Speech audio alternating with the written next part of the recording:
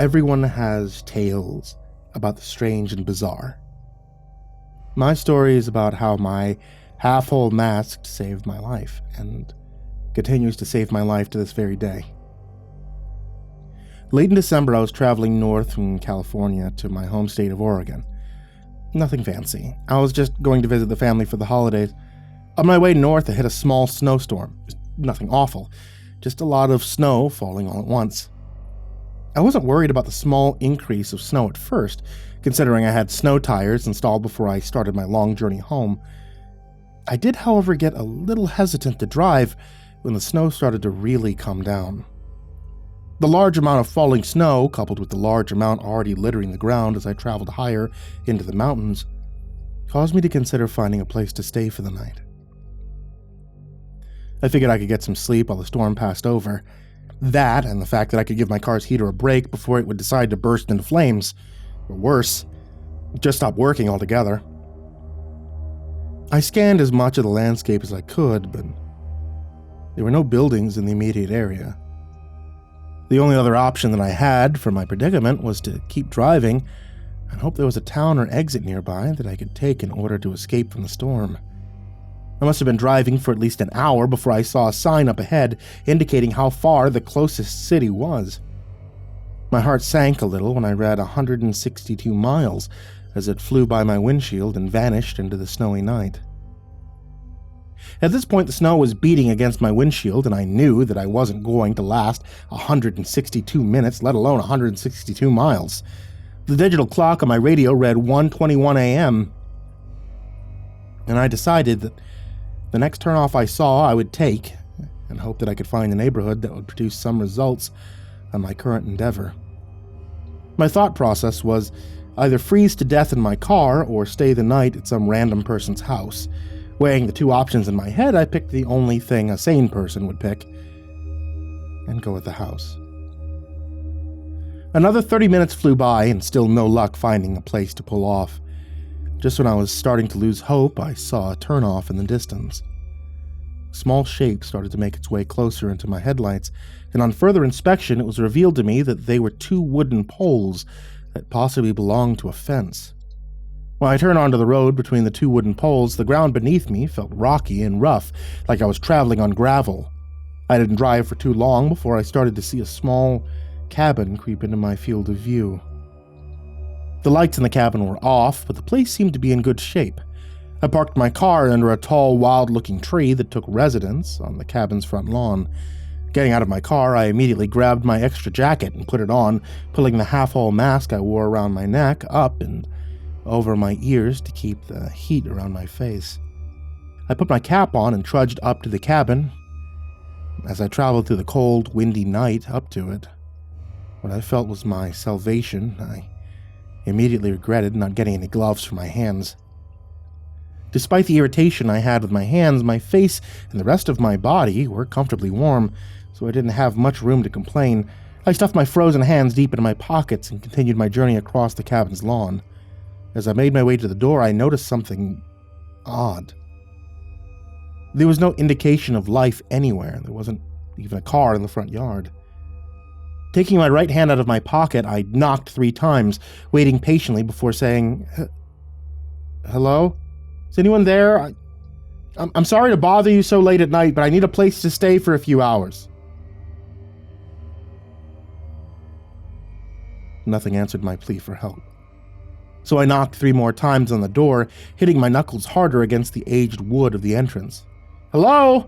I said again, a little louder, before continuing with, I'm not here to rob you or anything. I just need a place to stay for the rest of the night. I promise I'll be gone by sunrise." As I finished my sentence, I touched the ornate metal door handle, noticing the door seemed to be unlocked. I said in a loud voice, I'm coming in now. If there's anybody in there, let me know, please." I pressed the metal lever down, finding it a bit odd that the door was unlocked, and opened the door with little resistance on the other end, closing it behind me with about the same resistance, despite the fact the door looked really old. Looking around the area, I noticed the cabin had 5 rooms. The living room, which was the biggest room, a small kitchen, an even smaller washroom, and what I assumed were 2 small bedrooms in the back. No lights were on inside the cozy cabin, making it almost pitch dark if my eyes weren't already adjusted to the darkness from outside. I decided the best thing to do would be to search for a light switch, so I took out my phone and turned on my flashlight app to scan the walls. My scan produced no results, however, and at the risk of losing my precious battery power on my phone, I decided my best option would be to turn off the light and put my phone on airplane mode. Before turning off the light, I studied the paintings hanging on the walls that I glossed over in the initial scan. Each painting that crossed my sight was just typical landscapes or harbors, things like that. There was a painting that looked like a fox hunt or something like that, but other than that, it was just typical paintings you'd see hanging on the walls around an elderly person's home. There was one that caught my eye. The painting was small and consisted of what looked like 2 adults, a mother and father, a teenage girl, and a small child. The family captured in that painting were wearing what looked like Victorian-era clothing. I'm guessing about the clothes. I mean, they could have been from the 1800s or the early 20th century. Point is that the clothing looked ornate, regal. There was something really disturbing about the image in the painting, though. The faces of each member of the family looked like they were smoothed over with clay. It's kind of hard to describe it. But the 3 family members looked like they had no facial features. And by no facial features, I mean instead of the normal facial features you and I have, the 3 people in the painting had grooves of smooth flesh where normally you have an eye, a nose, or a mouth. The only person in the painting that didn't possess a blank face was the teenage girl, which had normal facial features for a teenage girl. In fact, she was quite breathtaking. I pulled myself away from the painting to take a glance at my phone for the time. My phone indicated that it had passed 2 o'clock in the morning, so I decided to go to the back room and check to see if it was occupied. To my relief, the room was vacant beside a medium-sized bed, ornate dresser, and nightstand. There wasn't much to go by. The walls were blank, beside more sappy paintings to give it a little more atmosphere. Although there was no indication of a heating system besides a chimney, the rooms were bearable enough that I figured I could just bundle up in my clothes under the covers in order to stay warm. I was only going to be here for a few hours anyway, so there wasn't much point to starting a fire, and plus the people who owned the cabin wouldn't be back tonight considering how late it was. I hopped into the worn-out bed, facing the open door, next to another door that I assumed was the closet, and pulled my half-whole mask completely up and over my face to make sure my head would stay nice and warm the rest of the stay. Pulling the fabric of my mask down slightly to set the alarm on my phone for 4:30 a.m., and putting it back down onto the nightstand, I covered my face again and bundled up tightly with the sheets, closing my eyes and letting dreamland take me away until I woke up after what felt like minutes later to the sound of scratching. My body froze as I heard the noise over and over again, softly coming from the closet door. I tried to relax myself by thinking that all the noise that I was hearing was just a rat or some other animal that was spending the night in the closet while the cabin's owners were away. Quietly, I shifted onto my back, pulling my half-whole mask down slightly, so a little slit appeared, giving me a small window to look out. And what was out there? I laid on the bed, stiff as a board, with my cap and mask covering my face in such a way that it acted like a visor, giving me a small peek at what was in the darkness. Thankfully, my eyes adjusted to the dark, which gave me a small amount of reassurance as I continued looking in the direction the scratching noise was coming from. The scratching continued louder and louder for what seemed like minutes, until just like that, it suddenly stopped. Silence filled the room again, but it wasn't a safe kind of silence. The deafening silence in the room was a foreboding, ominous sort of silence. The vacuum of sound in the air was the type of silence that happens in a movie just before something jumps out at you. Just when I began to calm myself down, the doorknob to the closet began to jiggle and turn very slowly. My heart was racing out of my chest as I saw and heard the knob turn, and every inch of my body wanted to bolt out of that bed and out of that cabin before whatever was on the other side of that door got out after me. I laid perfectly still in the bed despite the fact that I had a cocktail of adrenaline, nerves, and instincts telling me to get the hell out of there. My eyes widened as the door to the closet opened slightly, and I saw what looked like a dried head attached to an elongated neck pop out of the opening, followed by a skeletal body.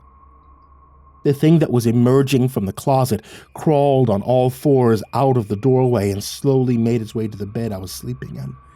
I've never been more frightened in my whole entire life as the thing stood up, almost touching the roof of the cabin, and looked down in my direction. The creature stood there, studying me as I peeked through the thin slit in my mask. Pure terror swirling around in my mind as I glanced up at the body of the creature. Looking at the creature's skeletal face, I noticed that it had no eyes in its eye sockets, which led me to believe it couldn't see me even though I could see it. Just when the idea of it not being able to see me started to give me a little comfort, the creature began to speak. "Strange," the creature whispered softly, as it continued to watch me and then began to speak again. "It has no fear of me," the creature continued to say in a hoarse tone as it began to breathe loudly, continuing to look at me and gripping down on the edge of my bed. Feeling the creature's bony hand touch the edge of my bed caused my brain to go into complete panic mode. The only thing that stopped me from jumping up was the thought that maybe the creature believed I was dead or asleep and wouldn't attack. "How can it not fear me?" the thing said through clenched teeth before loudly gasping and suddenly pulling back with its mouth open in an expression that seemed like fear. "It has no face," the thing whispered to itself as it continued to back away. "It has no face," the creature said again, but this time louder than before and slightly more threatening. "It has no face!" the creature shouted as it backed off further away from the bed. I heard the thing breathing loudly and quickly before calming down and slowly returning to the side of the bed. Leaning over to me slowly, the creature continued to look at me before softly beginning to breathe on my face. I could smell its foul breath, even through my mask. The smell was so powerful that it took all my strength not to gag as a reflex to the awful stench. In my mind, I made the choice to keep motionless and not do or say anything that could compromise whatever illusion I was giving the thing that was currently studying me. The creature breathed on me again softly. The stench I smelled from its breath could only be described as pure death, which only strengthened my resolve to stay perfectly motionless. "Strange," the thing whispered at me again, leaning in close to me to the point where I could see and smell its decaying flesh. The creature slowly reached for me, its hand slowly moving towards my face. With every inch that decaying hand moved, I couldn't help but feel my situation becoming more and more dire. I thought that this was it for me. The creature would kill me tonight, would take me away and torture me, then kill me, and no one would know what happened to me. No one would find my body out here. No one would know my story. I could feel tears starting to swell up in my eyes, and I thought of everyone I ever loved being yanked away from me in that one moment. "No face. No face. No face," the creature softly chanted, as its hands crept closer to my face. I could hear the anguish in the creature's voice as it continued chanting over and over as it reached for me. As the creature's long, bony hand crept only centimeters away from my face, I braced myself for the worst, making the last thoughts I would ever have about the people who I loved. Just as I thought my life was all over, a sudden loud noise erupted from the room, filling the ear closest to the nightstand with a flood of beeps and causing the creature to scream and jump back. As the noise continued, the creature threw itself back against the wall, shrieking uncontrollably in terror as it stumbled back towards the closet. I was dumbstruck for a second before the thought came to me, and I remembered that I set my alarm for 4:30 a.m., which must have been the source of the noise. I jumped out of the bed, grabbed my phone, and pointing the lit-up screen at the monster as the alarm continued to ring loudly. The loud ringing caused the monster to shriek even more in confusion and terror as it retreated quicker as I approached. Seeing my chance, I activated my phone's flashlight and put it on strobe in order to disorient the monster further. "No face! No face! No face!" the creature shrieked at me as it withdrew to the safety of the closet. I continued to shine my light on the creature. And for added effect, I started playing loud music as I continued to jab my phone in the monster's direction like a lion tamer. The thing threw itself into the dark recesses of the closet, and I shoved the door back, locking it after I slammed it closed. The shrieks from the monster got fainter and fainter, like it was retreating deeper into the house. "No face! No face! It has no face!" I could hear the creature yell out as it got further and further away. After hearing the last retreating words of the thing that terrified me, the whole night I bolted from the cabin at breakneck speed, jumping into my car and flooring it off the gravel road. I was shaking all over as I drove, and when I pulled my half-whole mask further down my exposed skin, it was as white as the snow that littered the ground. I was so frightened by the whole experience. As soon as I pulled into the first town I saw, I parked my car and began to sob uncontrollably for a while. The experience that I had just been through would scar me for life. But as I wept in my car in the parking lot of 7-Eleven, I couldn't help but start to laugh a little in between my fits of crying.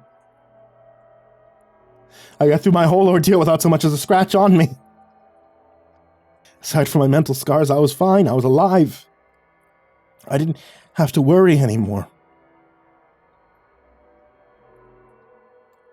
After I finished my whole episode of crying and laughing like an insane person, I entered the store, sniffing and wiping away the rest of my tears. As I continued into the store, the cashier looked up at me and traced my direction with his eyes before continuing on with what he was doing. The store was mostly empty, besides an elderly couple. I was the only customer in there. "A rough night," the cashier said with one eyebrow cocked up as he scanned my items. "You have no idea," I said, looking out the window at the sunny winter day. "Notice you look a bit upset when you came in. What happened? You get dumped or something?" he said, looking up at me as the register computed how much I owed him. Looking at the young man behind the register, he seemed like he was a little younger than I was, although it doesn't say much because even though I'm 22, I look younger than my actual age. I looked at the cashier's name tag for a second before feeling that I had nothing to lose by telling him about the night I just had. The small name on his ID tag read Evan. And as I finished telling him my frightening tale, something odd happened. I expected him to bust out laughing or say I was the best liar he'd ever talked to. Instead of doing any of that, Evan just stood there, his skin milk white as he stared at me with an expression so horrified he gave me the impression that he just witnessed someone get run over by a train or something. "Evan, are you all right?" I said, looking into his eyes. We both stood there quiet. What?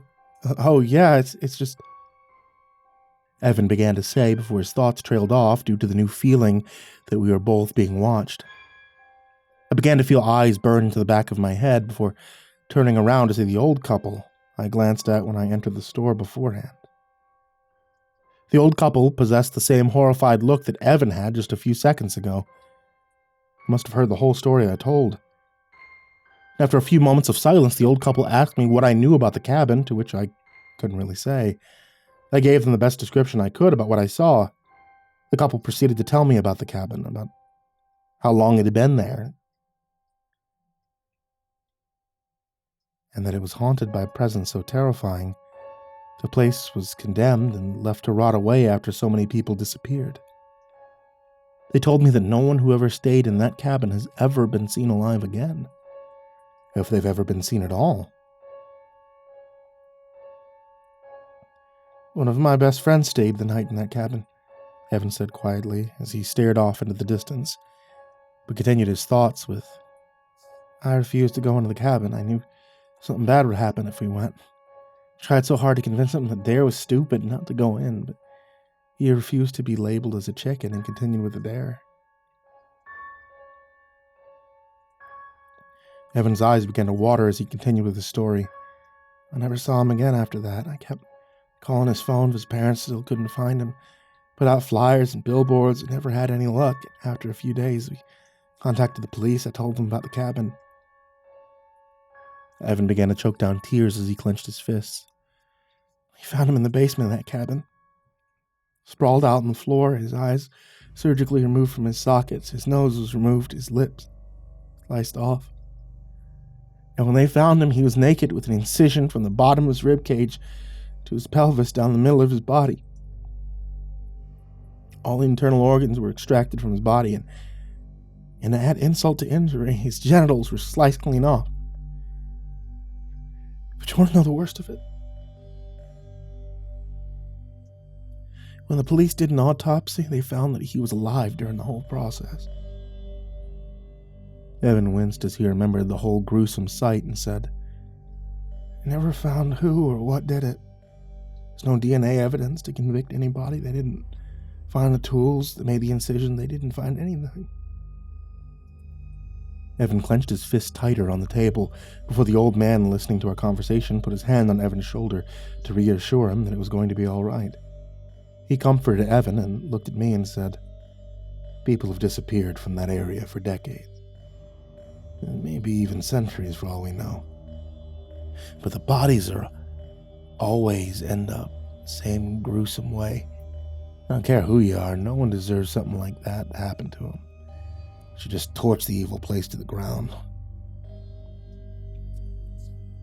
The old lady joined her husband's side and looked at me with the most foreboding face I had ever seen. If your story's true, you should consider yourself the luckiest man on the face of the earth. In all my years of living, you were the only one to go into that cabin and come out alive, the woman said, gripping onto her husband's hand tightly as she spoke to me. After hearing the old woman's words, I realized that Evan said the body of his friend was found in the basement, which explains why the monster's voice got fainter. It would have pulled me into the basement if my phone hadn't gone off. I quickly paid for my items and left the store, more troubled now than I was when I entered. Feeling drowsy due to the lack of sleep and constant adrenaline rush caused by my whole terrible ordeal, I decided to go to a hotel and spend the day sleeping and relaxing to get my mind off things. That night, I sat on the bed in my hotel room and looked at the two items that saved my life. In one hand, I gripped onto my half-whole mask, which hid my face from that terrible monster. In my other hand, I held my cell phone, which scared away the horrible beast that could have killed me. I decided that from that day on, I would always wear my half-whole mask to bed. Save my life. That's the least I can do for it. The recent brush with death I just experienced had taught me that life is too precious to waste, so I decided to ask my best friend Samantha out on a date. Things worked out perfectly. Samantha and I were together for 2 years before I recently asked her hand in marriage, which she said yes. Part of me will never forget that awful night. And because of it, not only have I been wearing my half-whole mask to bed every night since then, I've also made it a priority not to live in any type of house that has a basement. And as an added safety measure, I started locking every door before going to bed. It's a pain, but you can never be too careful. Despite these crazy precautions, Samantha's accepted my little quirks and has continued to be supportive as we continue our journey through life together. Couldn't be happier with the way things turned out in my life, and I'm so lucky to be with Samantha. Everything's perfect.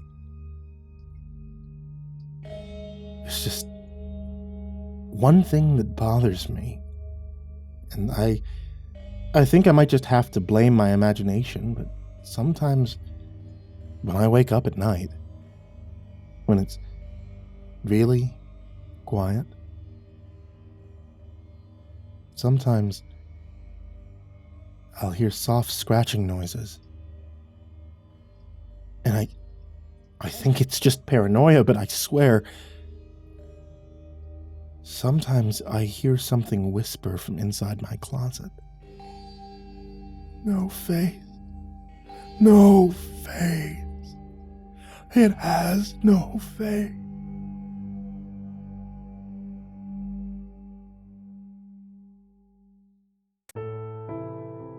Hey there kids, it's me, MrCreepyPasta, and I just wanted to tell you thank you so much for watching tonight's video, or by listening to tonight's episode of the podcast. I know I haven't had as many updates as I would like to have on the channel lately, and things just kind of get really hard with shit that's happening in my family. But hey, I wanted to say thank you so much for being around, thank you so much for still supporting me and for coming back to listen to new stories. If you guys want to get updates anytime that I do upload, then please go ahead and hit that subscribe button and ring the bell. Or if you're listening over a podcast, I think it's still a subscribe button or a follow button or whatever happen. Those happen to be. As always, I want to give a very big thank you to everybody out there on patreon.com/MrCreepyPasta. A very, very big thank you to everybody there, and to especially Jordan Humble, Diana Kraus, King Crab, Calcifer420, Veronica Lynn Lopez, Marlon Chavez, Azazel66603, Ethan Leon, Polaris Prospect X, Blake Rattler, Viceroy Scorn, Samara Lynn, Disciple, SullyMan, Brandon Mendoza, BrimstonePandemonium, Caltuna, William Wellington, Scruffy the Janitor, Brenna Crow, LaQueda, Canizales, Smiley the Psychotic, Dante Kinkade, SimbasBloodyMojo, CursepoxPrimarch, M, Jettis Pet, Clonable, J Kearns, Mike, himbojerry, CrusaderChocobo, Remember the Sun, Estebean, Hour Minute Second Time, Seclude, Salty Surprise, Red Shadowcat, Turtleman, Mr. Marcus Blitz, Voice of Sand, Phycomel, Melted Lake, Tully Sue, Croconut 509, Stricken, Freddy Krueger, Hades Nephew, Tommy Walters, Acid System, Sky Harbor, Nico Kyle, Tristan Pelton, Ball Arms the Rat, The Ginger Bros, Daniel Polson, and Corey Kinshin. To all of you guys there, everybody who's down in the description, and everybody who can just give $1, I want to say thank you to you guys. And if you would like to join this list in the description, head over to patreon.com/MrCreepy. And if you would like to join this list in the description, sweet dreams.